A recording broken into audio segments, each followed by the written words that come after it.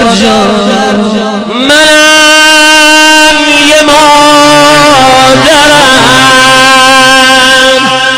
جوانم و دوستش دارم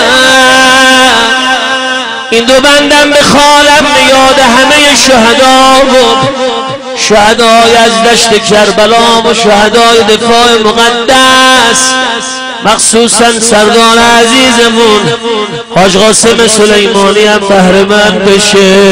منم یه مادرم جوانم و دوستش دارم منم یه مادرم جوانم و دوستش دارم ولی عزیزم به دست زهر میسپارم ولی عزیزم به دست زهر میسپارم دستشو ببینم این همه جمعیت شهدا فیض ببرم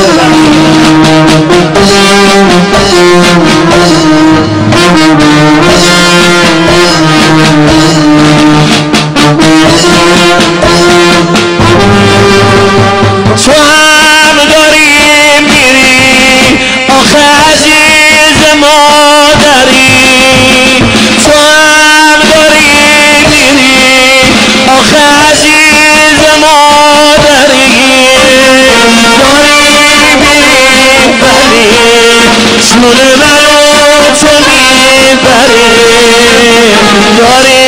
میری ولی جون منو تو میبری علی علی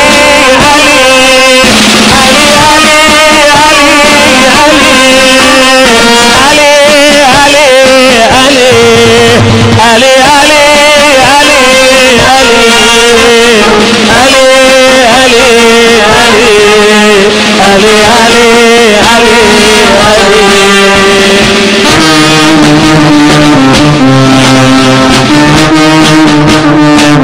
شهدامون فیض ببرن حاج محمد آقای پدشپور فیض ببره عباس ذاکرین همه بهره‌مند بشن پدر بزرگ آرسول عزیزم فیض ببرن همه انشالله سر سفره علی اکبر مهمان باشن یه دست گل دارم برای این حسین میدن گلم که چیزی نیست برای حسین سرم میدم گلم که چیزی نیست برای حسین سرم میدم